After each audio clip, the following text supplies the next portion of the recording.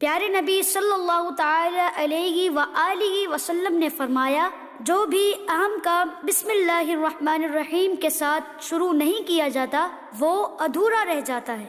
بسم اللہ الرحمن الرحیم،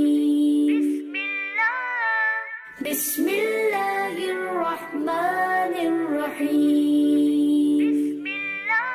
اپنے نیک اور جائز کاموں میں برکت حاصل کر لیں ہم، بسم اللہ الرحمن الرحیم پڑھ لیں ہم، آؤ پڑھ لیں، اپنے نیک اور جائز کاموں میں برکت حاصل کر لیں ہم، بسم اللہ الرحمن الرحیم پڑھ لیں ہم، آؤ پڑھ لیں، بسم اللہ الرحمن الرحیم، آؤ پڑھ لیں، بسم اللہ الرحمن الرحیم۔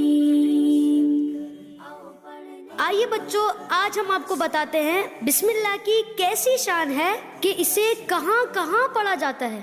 کھانے کھلانے، پینے پلانے، رکھنے اٹھانے، دھونے پکانے، پڑھنے پڑھانے، چلنے چلانے، اٹھنے اٹھانے، بیٹھنے بٹھانے، بتی جلانے، پنکھا چلانے، دسترخوان بچھانے بڑھانے، جوتا پہننے، امام سجانے، دروازہ کھولنے بند فرمانے، انشاءاللہ۔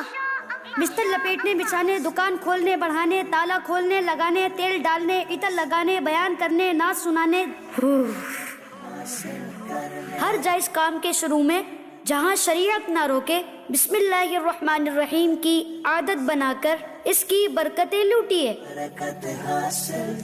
آؤ پڑھنے بسم اللہ الرحمن الرحیم۔